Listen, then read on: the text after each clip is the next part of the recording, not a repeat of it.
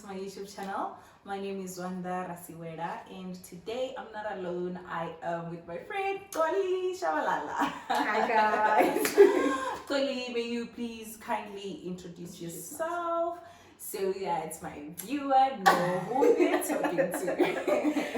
Okay. Hi everybody. My name is Xoli. I am a 20-year-old realtor, 20-year-old, as well as a student at the University of Johannesburg. Well, I started being a realtor at 18. So amazing, amazing. Yeah. So I brought Xoli to the channel so that she can educate us on how we can buy our houses in a better way and get the best deals that we can possibly can. Yeah. So what I actually believe in when it comes to buying a house, I think although the process can be tedious and it can be long and frustrating, I believe that the more you know, the better it becomes. Definitely. And the more you can save money, and the easier easier the process. So would you, for a start, kindly just simplify the process of buying a house from start to end? Okay, so the very first thing that you obviously need to have would be your affordability. So you need to understand how much can you afford paying on a, let's just say we're buying on the bond, obviously financing from the bank, right? So you're not purchasing cash. You would really need to understand how much are you comfortable with paying each and every single month towards your bond repayment, because now you don't want to miss payments, you don't, because you took off something that you already knew was going to be a bit too much for you. So you need to be very realistic with yourself. You need to get down to your salary, how much are you getting each and every single month, and how much is really comfortable for you to pay. So that would be number one. And then number two, you also need to understand the costs that are involved in obviously purchasing a property. Like you're going to pay transfer, you're going to pay bond registration costs. If a property's above R1 million, you're going to pay transfer duty as well. So I actually did a quick calculation here on Uber, right? So Uber is a bond calculator that they're a bond originator, but they've got a bond calculator that you can use to see how much you'd actually pay on your transfer. So if you're going to be purchasing a property with R1 million, right, at the current interest rate, your total transfer costs are going to be 56,342 rand. So your bond registration cost will be 31,190, and then your transfer cost will be 25,152. So that just basically lets you know that if you're purchasing a property for R1 million, you need to have 55,000 give or take, just stashed, not the deposit, just to upfront cost that you're going to be obviously paying into purchasing your property. With the affordability as well, the other very important thing would be your credit score, your credit record. You need to, prior to purchasing a property, you need to already start thinking in the mindset of somebody who's going to need to purchase a property. So you can't default, you can't just spend. Everything needs to be intentional with how are you spending your money or your credit cards, how are you basically handling your loan appetite in order for you to get the best from the bank. And then the next thing is you then need to find a realtor. So now you understand your affordability, you kind of know how much you're going to be purchasing for. Now you need to get a realtor. So this one is very important because we have one. It's very, very important because this person is literally going to be assisting you in purchasing the biggest or most expensive purchase of your life. You know, you're literally purchasing something with R1 million. So you need somebody that's very professional, somebody that you can relate to, somebody that will put in the work for you and understand. As a buyer, we spoke about this earlier on, you don't pay an agent, the seller will pay the agent, right, from the commission. So you are literally having the services of this person free of charge in a way, you know. So you need to maximize on that.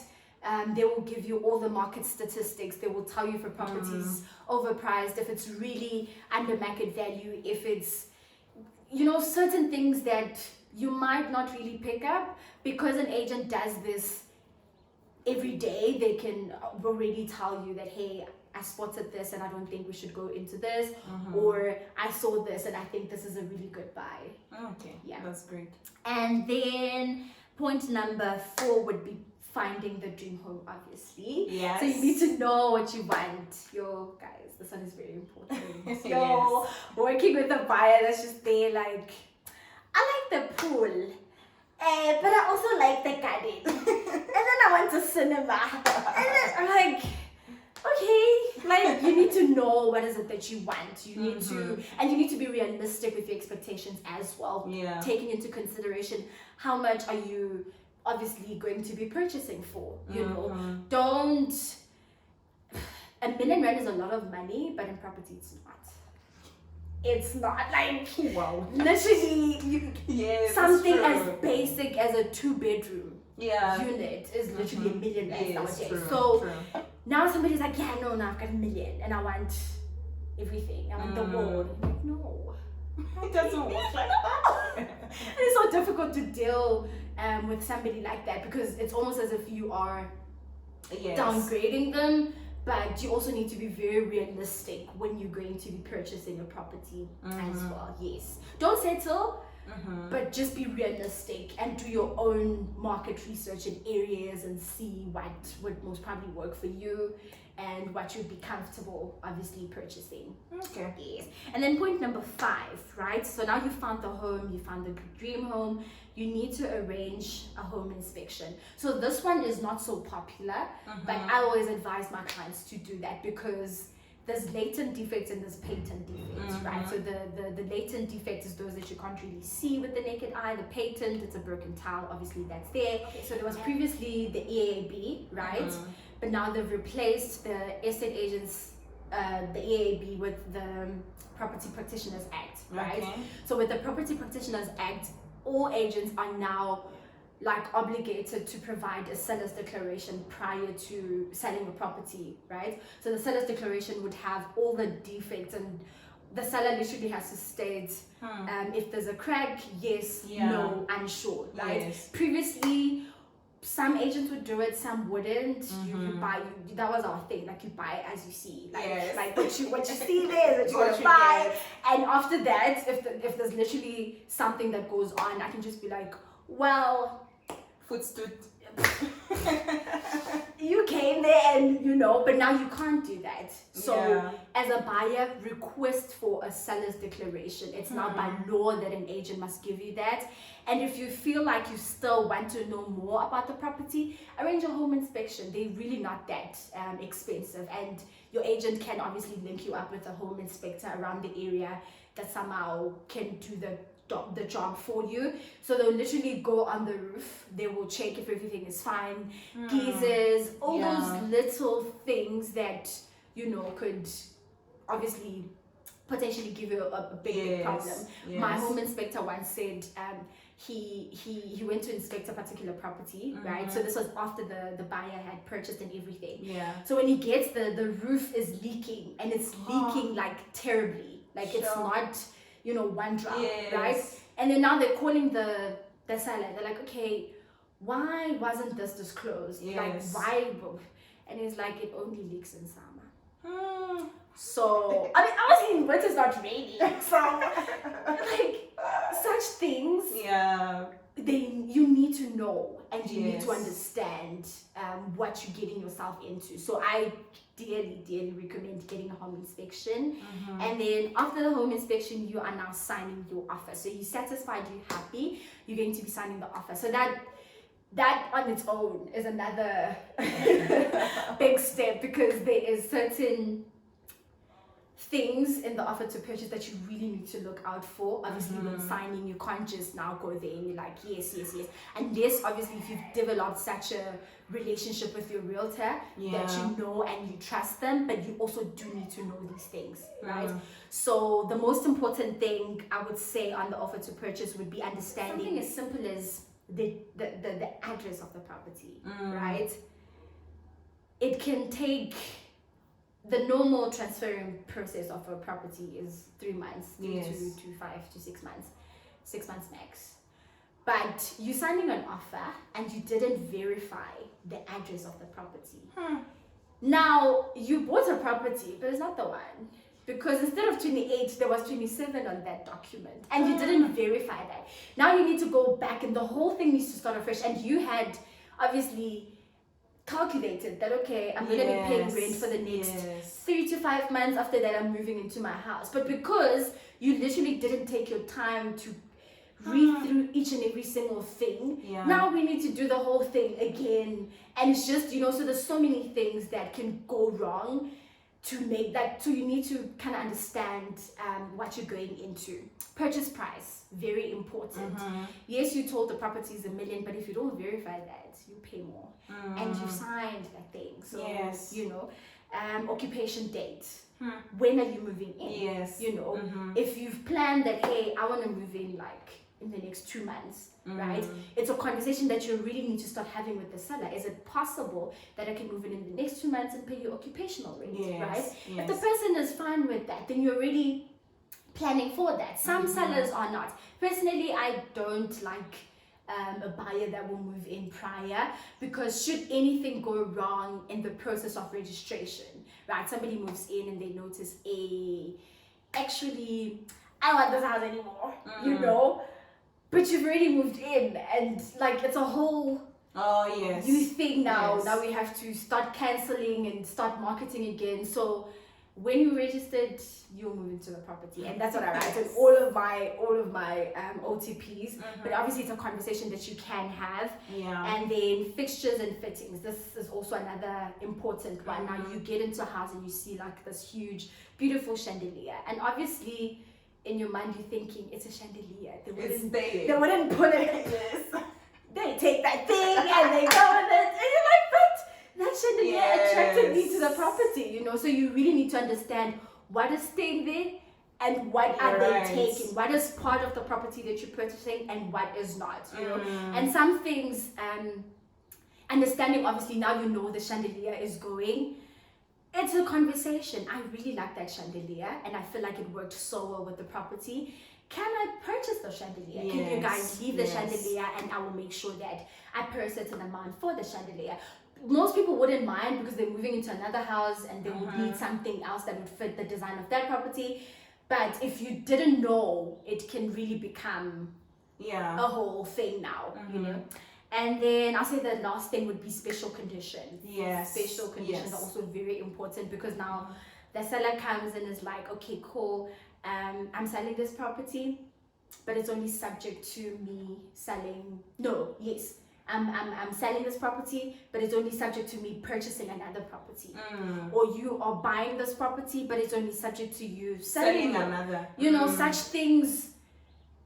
Now it's a whole. There's two. Waiting. There's two properties now attached to this one sale or this one transaction, and you need to be prepared so that you know how best to handle such situations and how best you can move forward. So that's just with the OTP. We move forward. Move forward. So now you've signed the offer, you are happy. Now you need to get the home loan, right? So the very first point with affordability, if you're working with a realtor that will obviously assist you in finding a property, they would most probably do your pre-qualification before looking for a property. So you already have a very good idea of how much the bank can give you, but it never means you must take the full offered loan to you. If you know that you are comfortable with paying $1 million, even if the bank comes back and they're like, hey, we'll give you 3, you're like, thank you, I really appreciate it, I'll just take it more, Obviously you need to know what is it that you're getting yourself into. So after you've now have your pre-qualification, you've got the property, you have everything, you now need to go back to the bank and say, okay, cool, you said you can give me this much. And then the other benefit with working with bond originators is the fact that they can apply for you in multiple banks, so you get the best offer. So for example, you've got F&B, and then maybe ABSA comes back and they say, we can give you maybe at a lower interest rate, or depending on obviously the offers, and you're Yeah. banking with F&B and they somehow charged you more, you can take that offer that you got from ABSA, go to F&B, and you're like, okay, I'm banking with you guys, I got this, can we negotiate, can you guys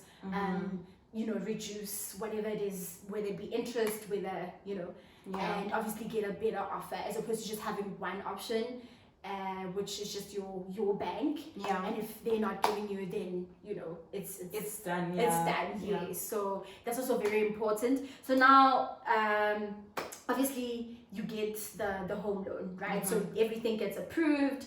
Now you are almost there. You're almost there. Yes. Right? Now you need to close the deal. So in closing the deal, there's documents that you're going to need to sign, and the seller has to do some compliance certificates, and that's where now you need to pop up that 55k that you spoke about.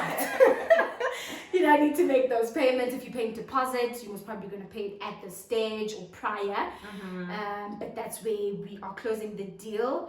And then I think soon after that you can move into your house and you're officially a property owner.